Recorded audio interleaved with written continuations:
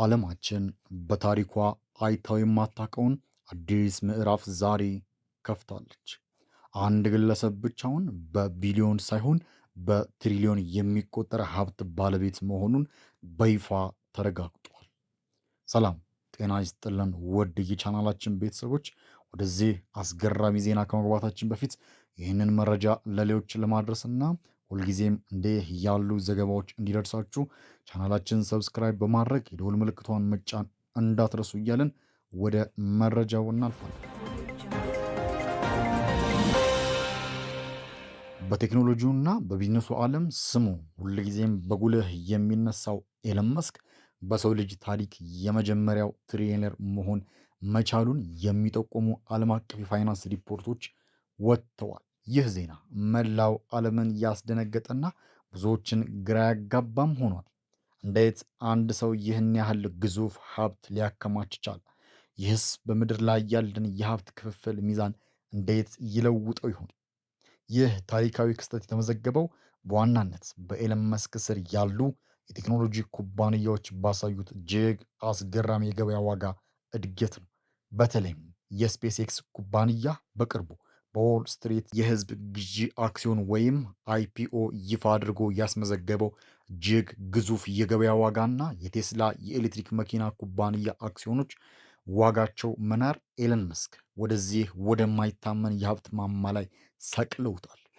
የስፔስ ኤክስ ወደ ህዝብ መውጣትና በሪከርድ ፍጥነት በቢሊዮን የሚቆጠሩ ዶላሮችን ኢንቨስትመንት መሳቡ የኩባንያውን አጠቃላይ ዋጋ ወደ 2 ትሪሊየን ዶላር እንዲጠጋ አድርጎታል።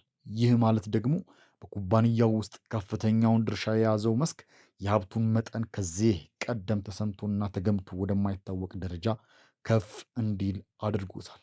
ነገር ግን እዚህ ጋር አንድ በጣም ወሳኝና ማወቅ ያለብን እውነታ አለ። ይህ የኤለን መስክ ትሪሊየነር መሆን ሲነገር ሰውየው በጥሬ ገንዘብ ወይም በካሽ ይህን ያህል ገንዘብ በባንክ አካውንቱ አስቀምጠዋል ማለት አይደለም። ይህ ሀብት ሙሉ በሙሉ የተመሰረተው እሱ ባሉት ኩባንያዎች የሀብት ግምትና በያዛቸው አክሲዮኖች የወቅቱ የገበያ ዋጋ ላይ ነው። የፋይናንስ ባለሙያዎች እንደሚናገሩት ይህ አይነቱ ሀብት የንብረት ዋጋ ወይም የአሴት ቫልዩ ይባላል።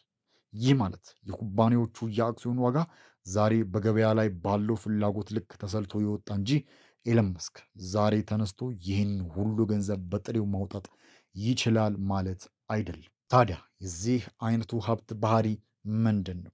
የገበያው መለዋወጥ ወይም ፍላክቹዌሽን በሰከንዶች ውስጥ የዚህን ሀብት መጠን ሊቀይረው ይችላል። ዛሬ የኩባንያዎቹ አክሲዮን ዋጋ ሲጨምር ሀብቱ ወደ ትሪሊየን ያድጋል።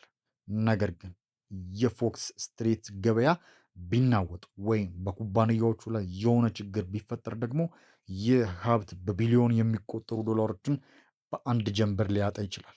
ታዲያ ይህንን ያህል ፈጣንና ተለዋዋጭ በሆነ የገበያ ስርዓት ውስጥ የተገኘ የትሪሊየን ዶላር ባለቤት እንዴት ነው ሙሉ በሙሉ እውነተኛ ሀብት ነው ብለን ልንቀበለው የምንችለው? በሰው ልጅ ታሪክ ውስጥ እንዲህ ያለ የሀብት ክምችት ታይቶ አይታወቅም።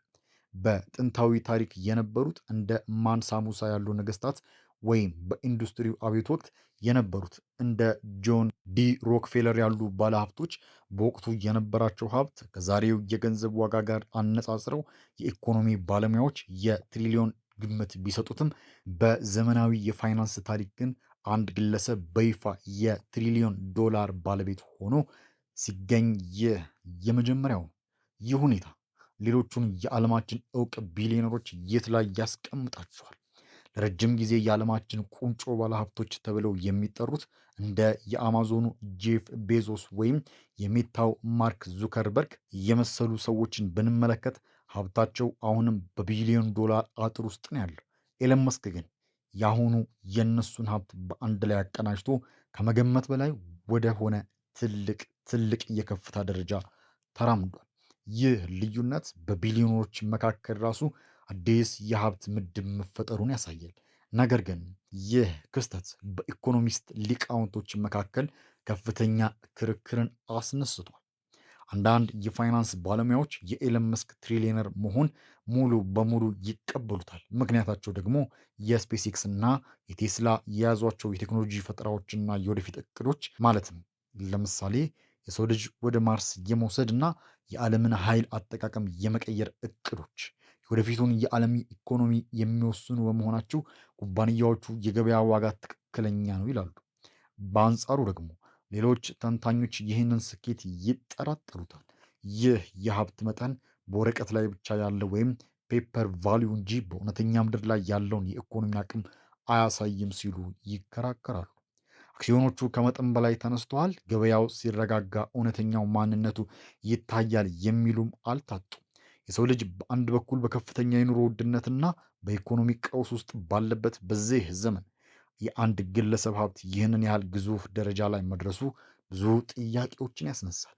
ይህ ሀብት ለዓለማችን ምን ትርጉም አለው? ይህንን ያህል የገንዘብ አቅም ያለው በአንድ ሰው እጅ ውስጥ መኖሩ በዓለም አቀፍ ፖለቲካና ማህበራዊ ህይወት ላይ ምን አይነት ተጽዕኖ ይኖረዋል? ውድ የብስራት ሚዲያ ቻናል ተመልካቾች እንግዲህ የዛሬው የዓለማችን ትልቁና አነጋጋሪው ክስተት ይህንን ይመስል ነበር። መረጃውን ከወደዳችሁት ላይክ ማድረግና ለጓደኞቻችሁ ማጋራት እንዳትረሱ እያልን አብራችሁን ስለቆያችሁ ከልብ እናመሰግናለን። ሰላም ቆዩ።